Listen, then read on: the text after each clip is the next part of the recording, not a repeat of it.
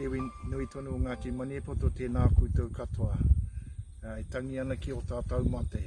Te whānau Waratiri, te whānau Reti Maia, Taia Turaki, te whānau Koroheke, e tangi ana ki a koutou katoa. Challenging times for Ngāti Maniapoto. We've met challenges before in the past and we'll meet this challenge. The immediate priority for us as the Trust Board is to ensure that we have connection and communication with our whānau, particularly with our kaumātua. We will be putting out details of an 0800 number and an email address so that we can get information from whānau related to our kaumātua to ensure that we can connect with them.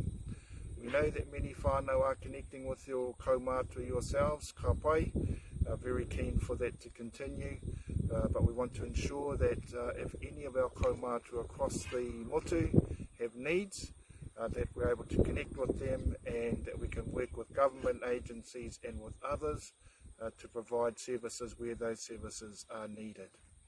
We'll keep you updated with things as they start to emerge over the coming days and the coming weeks. There will be more information coming out to you at the whānau. Please keep safe, keep well, stay home, and we will see you all again soon. Kia mau ki tērā, kia mau ki te kawau māro, whanake ake, whanake ake, whanake ake.